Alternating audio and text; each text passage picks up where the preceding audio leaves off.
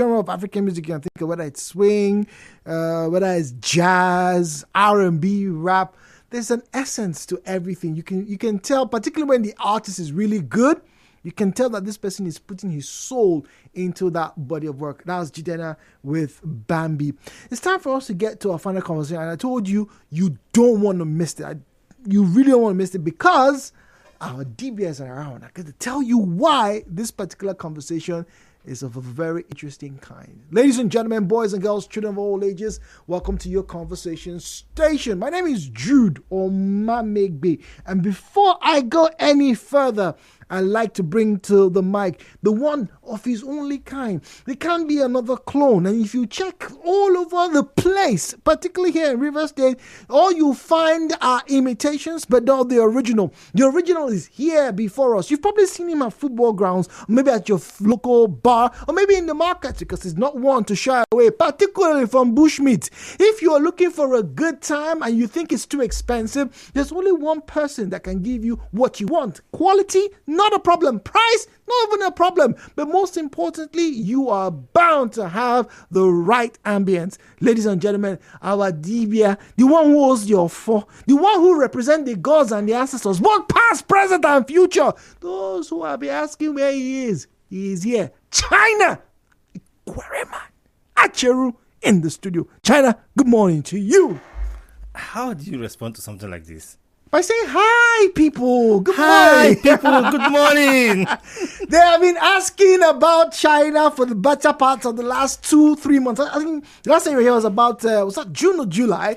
We haven't had you here since. Did you tell them you excommunicated me? No. China's a very busy man. China, you went to watch football match in Uyo twice. Yeah. You had an official function that took you out of state for about a week, if I'm not mistaken. So it wasn't my fault. Our guy, in fact, we have now elevated him. He is now our leader. He's not our leader. He has been elevated. So he had to move around. But it's a pleasure to have China in the studio this morning. Is mine. All right, China, let's get straight to it before I play the theme song and get everybody interested. Now, some of you who are listening right now, you work for somebody or you work with somebody.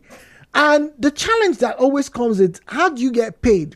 On the national level, people talk about, there's a board of remuneration. They look at how much the president should earn, governor, blah, blah, blah, blah, blah, and how much you should earn, when you're coming to work.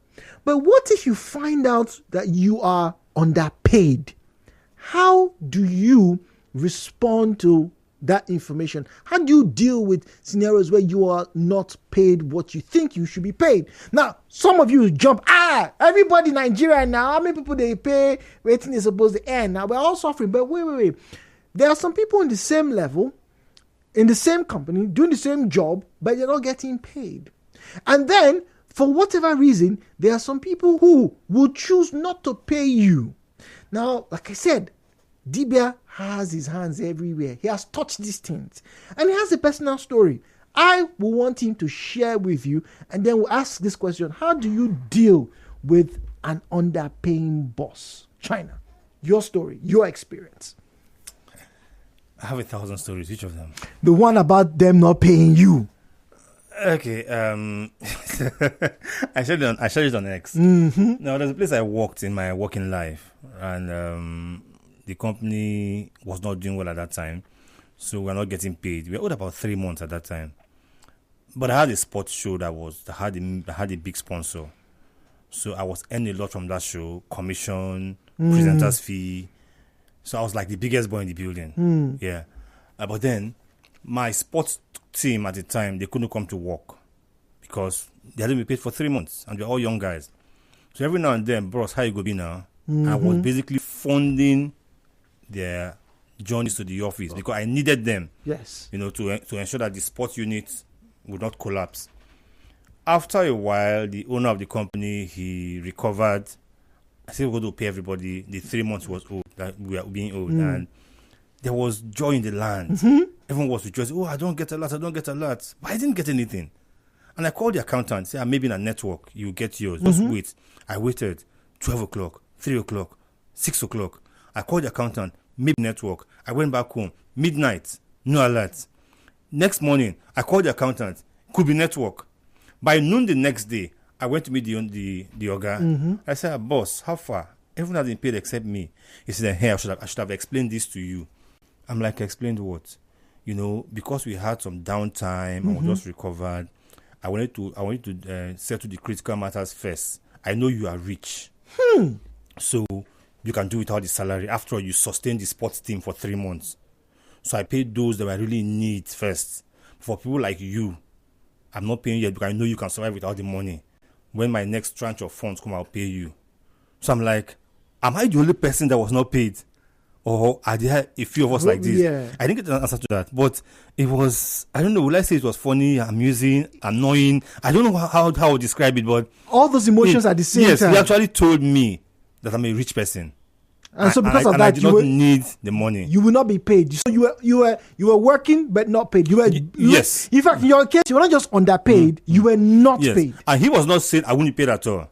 He's saying I know you don't need the money, so you can hold on for a few more months. Wow. And then I'll pay you. And he didn't pay me. I held on. I eventually paid. But the fact that my MD looked at me and said, "You're a rich man. You don't need the money." That was what's... Oh my goodness. But let's be honest, if that money had come, it would have made a huge difference in your life at that point in time. Yes, 3 months. It always makes a difference. 1 month makes a difference. How much more 3 months? Ladies and gentlemen, now you've heard the cocoa of the matter.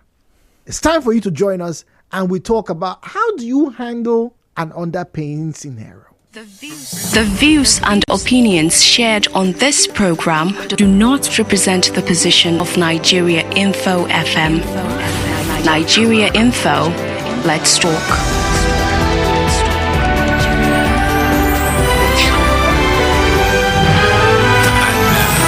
Hello, Port Harcourt, with Jude on 92.3 Nigeriainfo. 017-923-0002, 017-923-0003, 017-923-0002, 0817923 is the number or are the numbers to call and have a conversation with us. Join us. Now my question is, or you contract? They say, I know you just 2 months of life to those types and join us. Individual for a few more months. He looked at you tell you, if I leave now, where do I go? We pray. Yes, we pray. All right, people always praying that things get better. Now, let us cast our minds back to 2020, towards the end of 2020 into 2021, particularly after the lockdowns were lifted across the country. Now, there were reports, and if you remember, that's when we now started to see a rise in cases of very public suicides. People jumping off Third Mainland Bridge, Ikoyi bridges, people taking harmful substances. And then there was this scenario in Kogi State where the people said they had not been paid for almost 8 months, close to a year. And then one of the men committed suicide. His wife was in hospital giving birth. I think I remember that story. Yes. Yeah, I do. And committed suicide. And then the narrative was, why keep going even though you were not being paid? I can understand, like you said, you are afraid of not. Yes, but this is the government play. When I was much younger, my second job in the media, I worked with a TV company that owed me for 5 months. Wow! So this was in 2002. 5 months. 2002, and I couldn't take it. I wrote my letter of resignation one day, went to the office in the morning. I dropped it with the head of admin. I worked for that day until about midnight, and I went home. Right, I couldn't take it. Like I said, I was young. Young people are reckless. Young people don't think. A lot of energy. You're full of energy. And I told myself, "Look, guy, you will get work. No be you. You are that good." I told myself that. And I told my friends, I told my family I was on leave. I didn't want anybody to pity me and start feeling sorry for me. I just felt that by the time it's 1 month, I'll get another job. Lo and behold, within 1 month, I got another job. That's when I moved to Redeem FM. Right, so I got another job. But, people are scared of, because there are no jobs. But China, back then, the narrative was, there are still no jobs. Yeah, but like I said, I was young. And again, listen, when companies owe, especially in the media, not anywhere, when companies owe, they seem to losing their grip on checks and balances. Okay. So people are able to do, how do you call it, deals, illegal deals to survive, right? So because you're not paying, you're losing your grip. So you allow certain things to happen because you have no moral right to demand certain things. So a lot of those people survive based on backhand deals happening in that place. But there's hardly a Nigerian that will walk away from a job. Hardly. It happens. People walk away from jobs. You did? I did, yes. I've done that twice, actually. I've done that twice because I was being old. But I just hardly walk away from jobs. It's right now that they think jobs are scarce.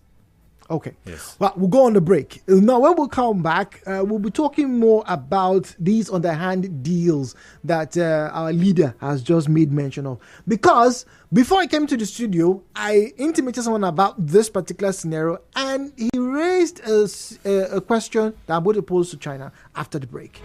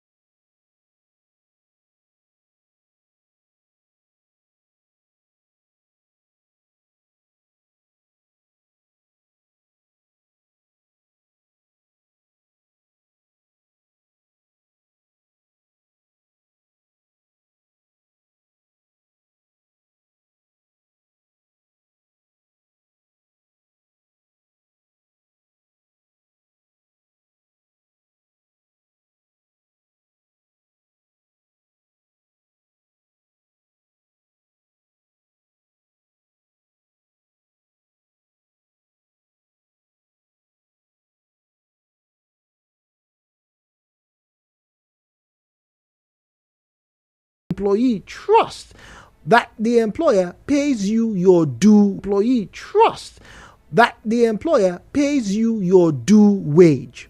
Mention that when these type of scenarios occur, when organizations don't meet their obligations, they become a bit lax to checks and balances. They don't, do their due diligence and make sure everybody is following the rules of that particular place. And I asked him, I'm going to ask him again, if you are in that scenario, would you do anything unethical to make money? I told him, and I'm telling you, of a friend of mine who was owed months at a company.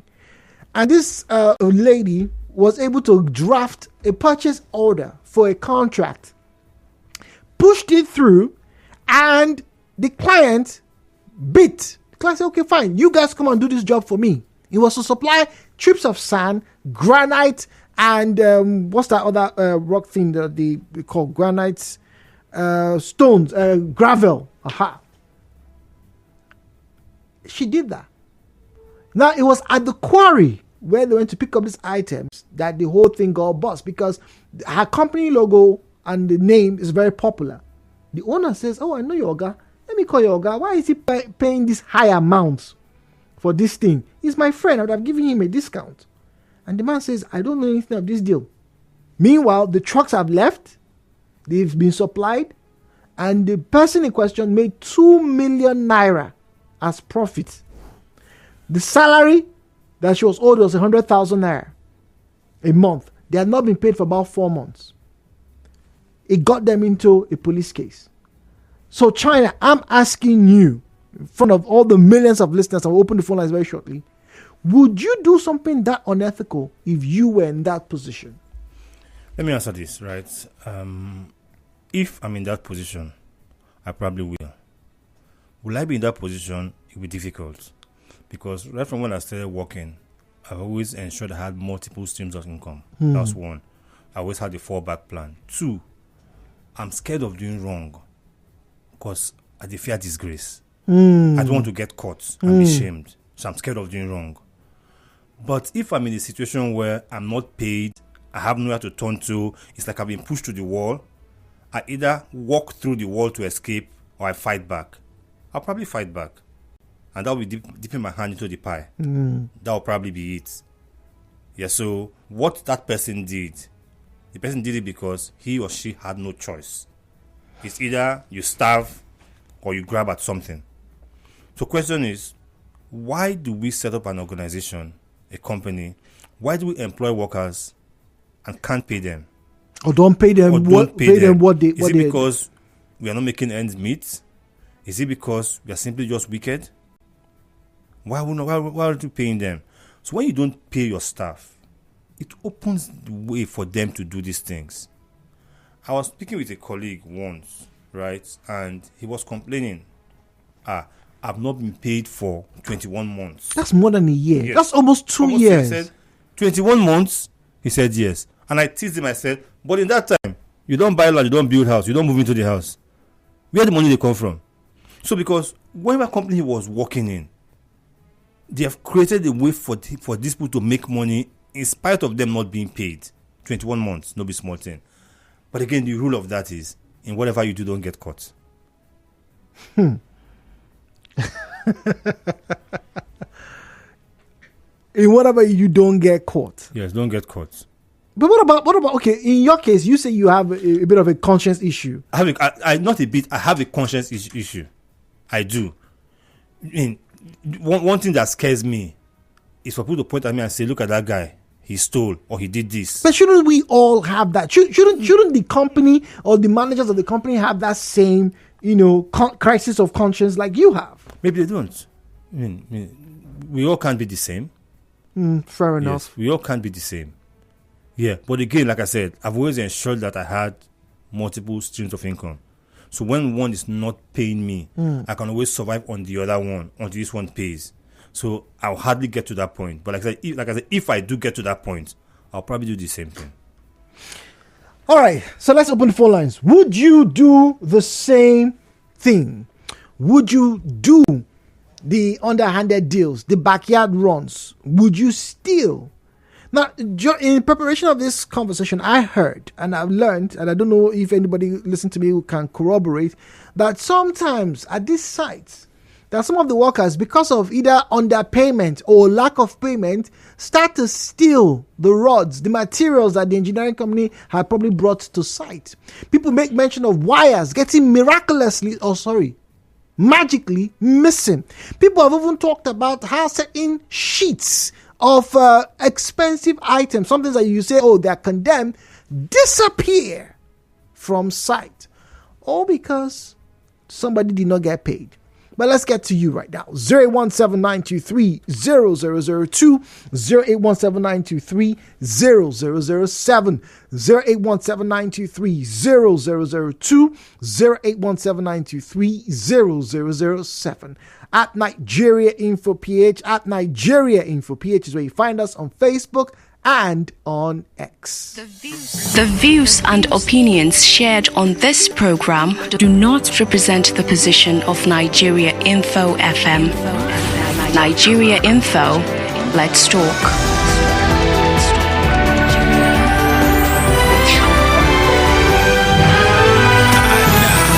Hello, Port Harcourt, with Jude on 92.3 Nigeria Info. Well, Joseph is on the line from LMA. Joseph, good morning to you and welcome. Yeah, good morning to Mr. Jude on Nigeriainfo. Good morning, Joseph.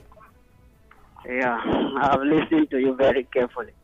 Mr. Jude, I think I will not do any shady deeds. I can tell you that for free that I've resigned from various places of work, going by this illustration you just scenario you just pointed out there. Because in Nigerian system, if you refuse to join them, you may be set up. One or two persons will set you up. Okay. Every Nigerian politician has to see. If you are a driver to them, you fail to join in the corruption, and they will likely not trust you. So I think it is Nigerian way of doing things. So for me, I will not join you. That's why the people that are sincere, they hardly get job. Thank you. Okay. All right. Just said, look, he wouldn't do that. He, like China, would walk away. Justice is speaking to us from Rumo Dumaya. Justice, good morning to you.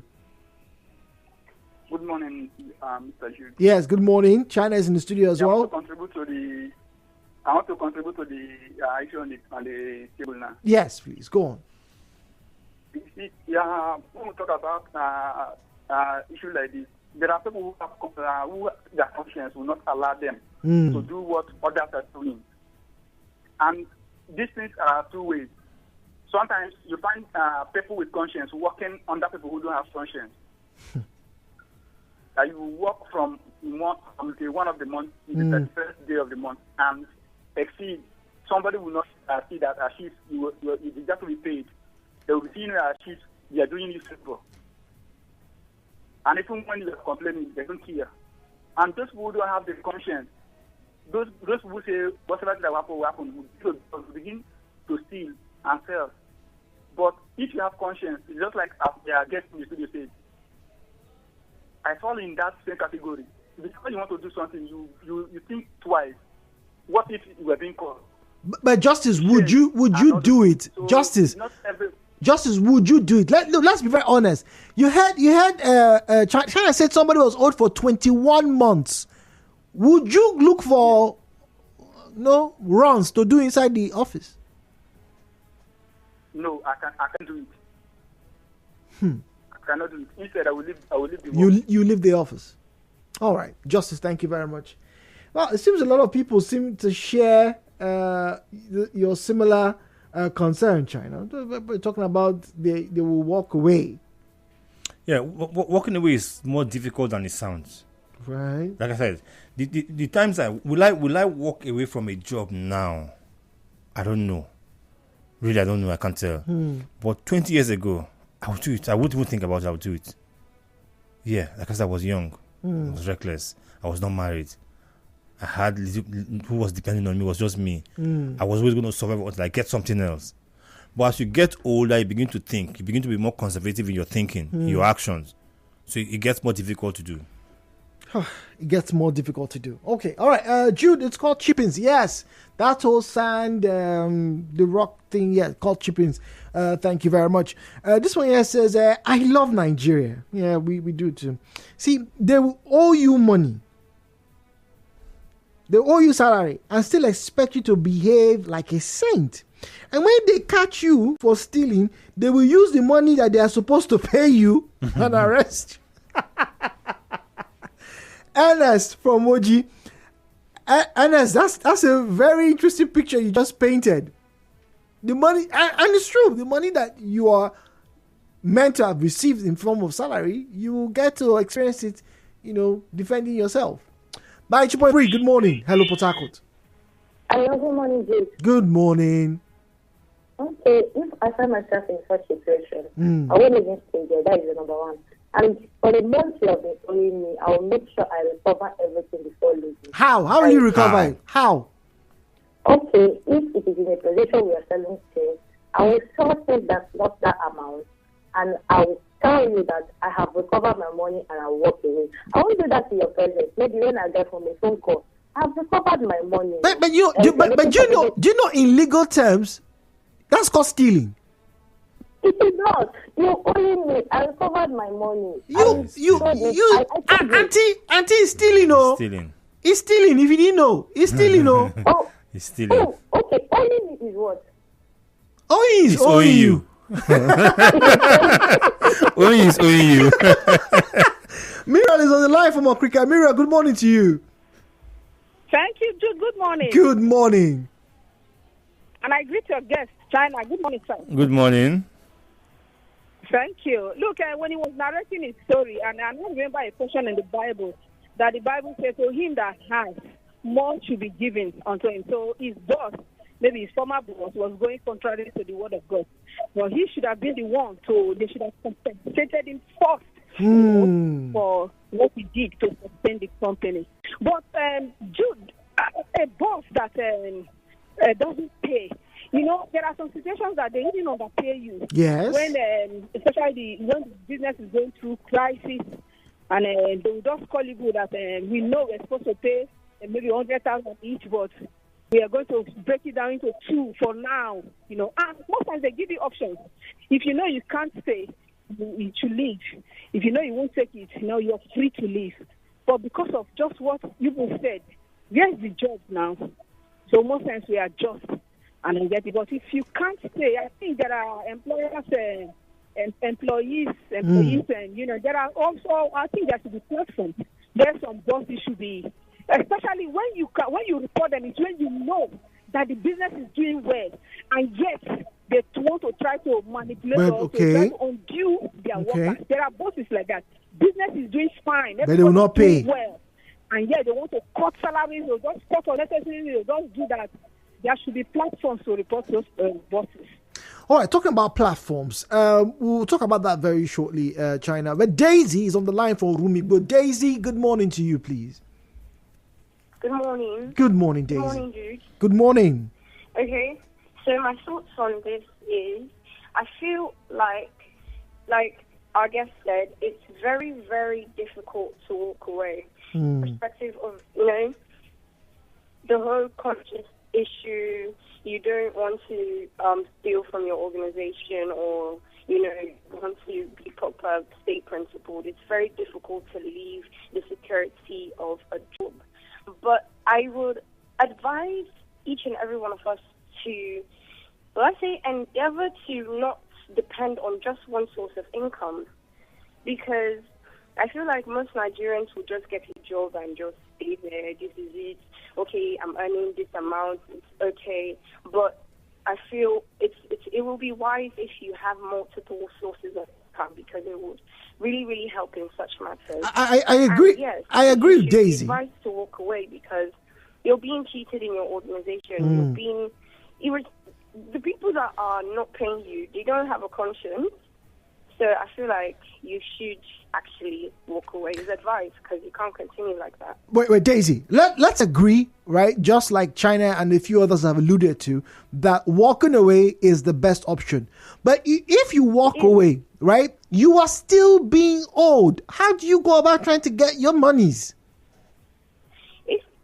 to do that, if you really want to, get justice, I feel like in the end you have to take them to court, honestly, because we see numerous cases of this, and you have to, if you want to gain justice, you have to go to court, because you were employed, you have a contract based on the employment, you have basis of this business, such businesses. So you have to, gain justice, and you can, but it would be a more cumbersome process. Cumbersome. All right. So a cumbersome process, Daisy says. China, have you met any Nigerian who's probably gone through the routes that Daisy just described? Okay, hey, you've been owing me, I'm going to walk away, and I want to report you to the authorities.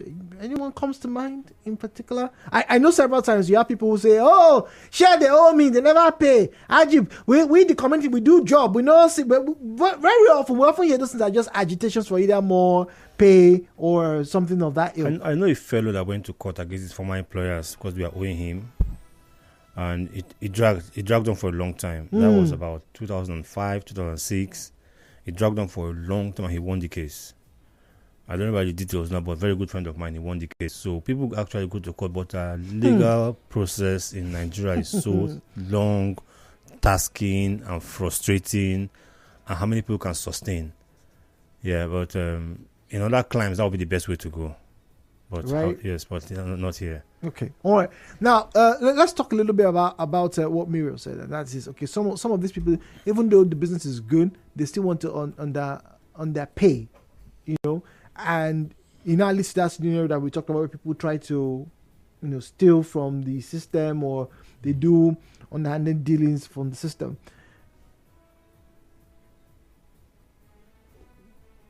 Unionism for private entities is very strong. If it's in the public space, everybody knows us will go on strike.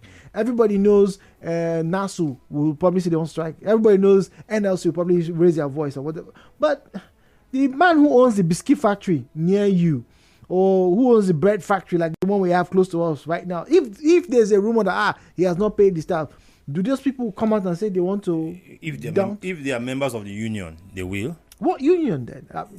Labor union. That would be you're paying your dues. Okay. You have to I've seen the labor union picket offices, telecoms offices, private organizations. I've seen it happen. So they actually work for their members, but then you must be a member. Like I say, a card carrying member. You must be paying your dues one way or the other. All right, WhatsApp now 009-030-6416 009-030-6416. Now, King Ben texts from Torres Beach in Burukiri, and he says, it is unfortunate that we find ourselves in a country where an employee cannot make some certain requests from his or her employer because the employer has this mindset that he or she is doing you a favor by hiring you, because in Nigeria, the number of job seekers are more in ratio than the available slots. Nigeria, my country, King Ben says. Hello, Jude. A laborer is worthy of his wages and should not be owed. I also agree that once an employee is denied his wages, there's no denying that he could probably seek self-help. There are even cases some employees are paid half-month salaries never to get the balance on flimsy reasons from the employers. It is a pathetic situation.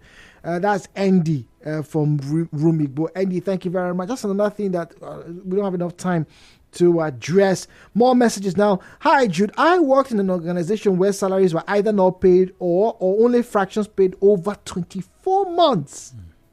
At some point, top managers left the country for medical leave abroad with no specific date of return. The person left in charge got a call one day that the security man came with a truck over the weekend and carted away everything in the office, from the computers to printers, photocopiers. My goodness! Even water dispenser was removed. And he moved to the north. As we speak, that man is walking free on the surface of the earth. Nothing was done to him. At that point, some others started regretting, saying if they had known, they would have just started picking the items to compensate for their old salaries. So now so the market take die. Those who went on medical leave are yet to return after 8 years. Wow. All right, China, so many messages there, but we need to wrap up. China is a man of many stories. If you don't know, you should check him out on Instagram. What's your Instagram handle? Equiriman. Okay, all right. It's a very Equiriman. That's X. Sorry, not Twitter. Former Twitter, now X. There's a very strong rumor about something you've done recently, about something you wrote. Quickly, I want you to tell us about it. I've written a book, my second book. It's titled The Diary of a Vagabond. Oh, wow. Yes. You chose the one word that they used to insult us when we were in primary school. Yes, when we were much younger, when they call you a vagabond. You start fighting. They call me vagabond, it cost me. Right? But a vagabond is simply a person who travels from place to place as though he has no home or job. Okay, all right. So the book is out. It's the second series. We'll probably get to hear more from China Equiriman. I would love to get when I read the book, I'll share with you guys, and we'll probably get him to tell us some of those stories. Like I said, China has stories that can last for days. Well, our bus stop has been reached. We'll be saying goodbye now. Have yourself a wonderful time. Before I go, let me say another appreciation to China. China got me palm wine. Once again, I tell you, is our leader.